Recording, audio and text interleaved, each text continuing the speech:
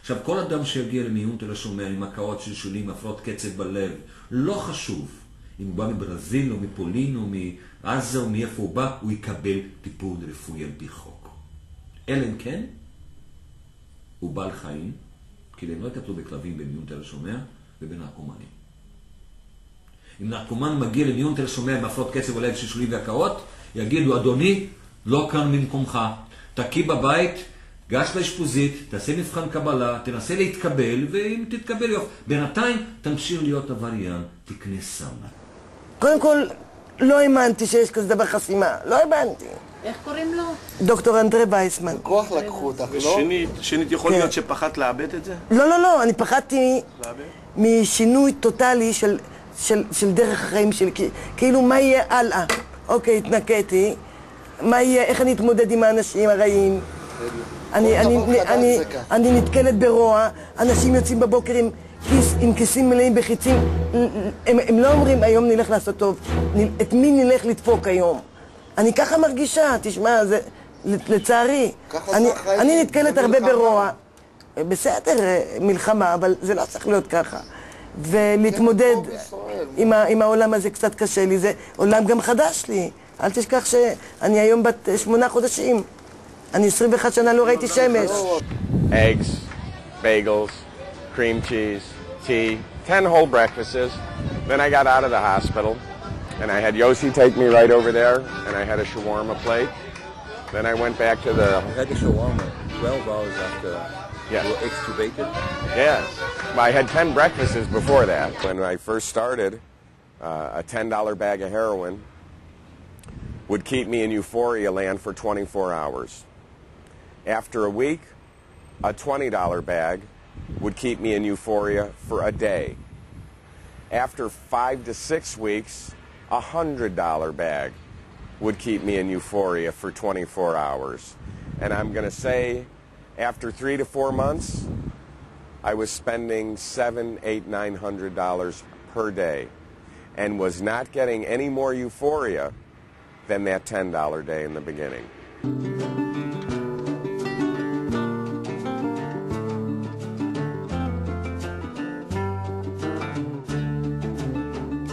התחום של סמים זה התחום היחיד שחייבים לבנות או לבנות, או לבדוק, או לבחון מוטיבציה לפני שמכניסים אדם לטיפול. ואדם סובל ממחלה מסוימת, מחלה נוירולוגית, ומה התהליך הראשון לקבלת אותו לטיפול? מבחן מוטיבציה. למה? לדעת אם יש לו מספיק כוח להתמודד עם כל הקשיים, כאילו הוא אקטיבי. ואנחנו רופאים פסיביים. אני הבאתי את זה לתחום אחר לגמרי, שחולה שוכב כמו חולה. והוא יושן אפילו. אני עובד בתור רופא.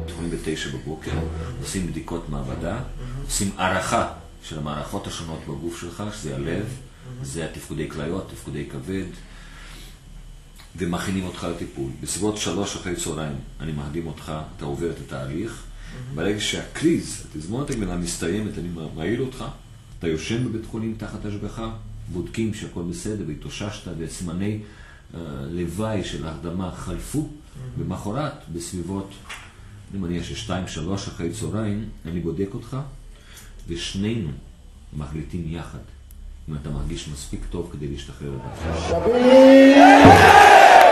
מספר 21, אילן! מספר 3, יעקב!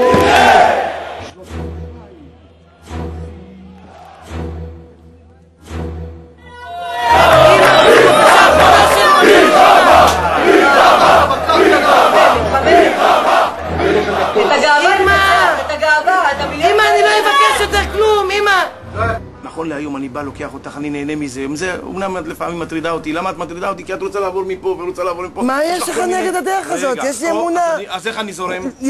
אבל איך אני זורם? בקושי אתה הולך עם לא, הזרימה זורם איתך? כן. אבל נכון, לאז לא הייתי מבין אותך, כי אני לא הייתי... לא יכולתי להבין את עצמי. אני לא הייתי מבין אותך. לא יכולתי להבין את עצמי. אז אחד לא הבין את השני, כי אם אני... אבל היית צריך להתחשב שבאדם חולה עומד ממולך. למה, אני פרשתי? לא. לא, לא עזבת אותי אני חשבתי שהייתי עושה לך ככה, עדנה, נכון. עדנה, והיית כמה, פותחת לי דלתות. אני תסתכלי אליי בעיניים, והיית אומרת לי, מה? הייתי אומר לך, ניצחנו, שהפסדנו. אז שמי, נכון להיום, אני אגיד לך את האמת, אני שמח בשבילך, ואם יש חיבוק שאומר, את יודעת, אני אוהב אותך. Well, I came to Israel to see Dr. Weissman because I came here opiate dependent, and he offers a treatment. Painless treatment, which I believe to be the most effective in the world. בעצם אני יוצר את התזמורת הגמילה ואני מזרז אותה. והוא קיבל תרופות כדי להנחית את העוצמה של הקריז, של התזמורת הגמילה. עכשיו, כל החוכמה זה להשתמש בחומרי הרדמה כדי להביא אותו למצב שהוא לא ער, שהוא יושן בעצם, אבל שינה עמוקה, אבל לאפשר לגוף כן לעבור את הגמילה. קודם כל, ב4 ימים הראשונים הייתי במיטה, משלשלת וקצת מקיאה, כאילו, כי היה לי קריז חזק מאוד. ובשבוע הראשון כבר עמדתי על הרגליים, ואני מחכה לכמיהה. אין כמיהה, לא מאמינה. Where with this treatment, in 5 hours, there's no craving, your body's producing the proper amount of endorphins again, which is why, by the way, 1 day after treatment, I'm able to sit here and do this interview with you.